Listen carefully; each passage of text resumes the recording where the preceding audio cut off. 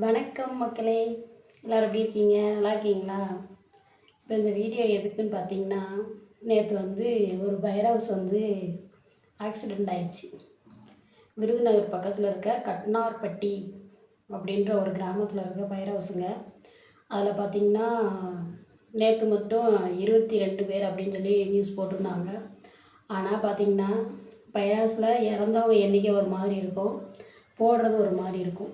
22 பேர் அப்படின்னு சொல்லுவாங்க, ஆனால் நிறைய இருக்குங்க.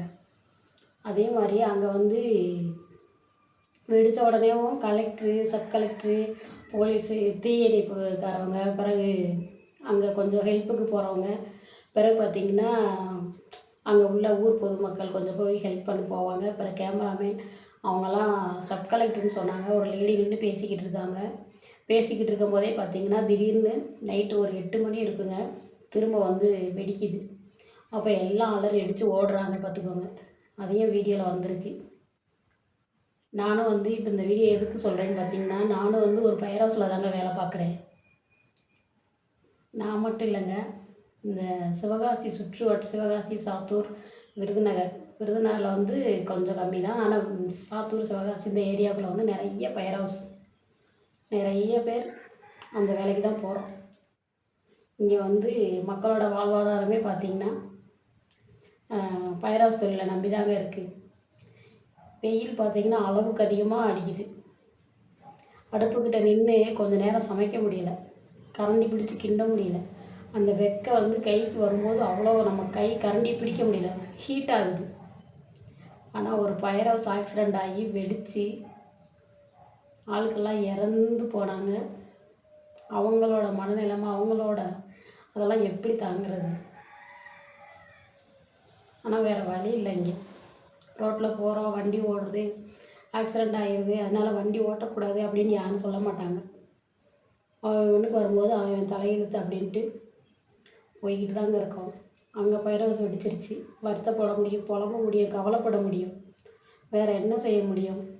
இங்கே நிறைய பேர் ஃபயர் ஹவுஸை நம்பி தான் இருக்கோம். மனசே சங்கடமாக இருந்தது நேற்று அந்த வீடியோலாம் பார்த்துட்டு. வீட்டை விட்டு வெளியே வேலைக்கு போகிற பொம்பளைங்க, ஆனால் நிறைய பேர் பொம்பளைங்க தாங்க அதில் போய் வேலை பார்ப்போம். துணிஞ்சு போய் பொம்பளைங்க தான் அதில் நிறைய வேலை பார்ப்போம். இதில் பார்த்திங்கன்னா தீப்டி ஹவுஸுகளை விட ஃபயர் ஹவுஸ்க்கு சம்பளம் அதிகம். அதனால் இப்போ பெண்கள் தீப்டி ஹவுஸ் இப்போ நிறைய பேர் போகிறத தவிர்த்துட்டாங்க. ஃபுல்லாக ஃபயர் ஹவுஸ். ஏன்னா விலைவாசி அப்படி விற்கிது. நம்ம போய் தீப்டி ஹவுஸில் போய் 100 ரூபாய்க்கு செஞ்சால் கட்டுப்படி ஆகுமா? அதே இது ஃபயர் ஹவுஸ் போனால் 500 ரூபாய்க்கு செஞ்சிடலாம். ஆனால் ஒரு சிலர் செய்கிற தப்புனால நிறைய இப்படி உயிரிழப்புகள் ஆகுது.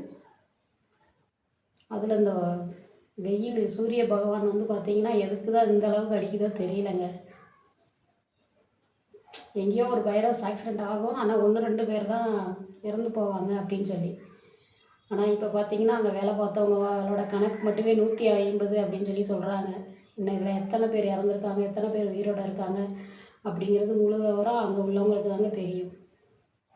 அந்த வீடியோ பார்த்ததுலேருந்து மனசு ரொம்ப வேதனையாக இருக்குங்க. நானும் ஃபயர் ஹவுஸ் தான் கிளம்பிட்டேன். ஆனால் இந்த வீடியோ போடணும் அப்படின்னு தோணுச்சு.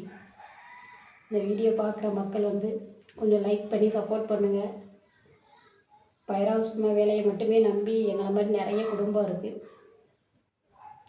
ஓகே, இதுக்கு மேலே என்ன சொல்லலான்னு எனக்கே தெரியல. Okay bye. நம்ம வீடியோ பிடிக்குது அப்படின்னா லைக் பண்ணி சப்போர்ட் பண்ணுங்கள். நானும் பார்த்திங்கன்னா இதுக்கு முன்னாடி ஒரு யூடியூப் சேனல் நடத்தினேன். அதில் பார்த்திங்கன்னா 1560 பேர் என்னமோ சப்ஸ்கிரைபர் வச்சுருந்தேன். அந்த சேனல் கூகுள் அக்கௌண்ட் ஏதோ தப்பாயிடுச்சு அப்படின்னு சொல்லிட்டு டெலீட் ஆகிடுச்சு. அதனால் திரும்ப இதை புதுசாக போட்டுட்ருக்கேன். ஓகே, லைக் பண்ணி சப்போர்ட் பண்ணுங்கள். Okay bye.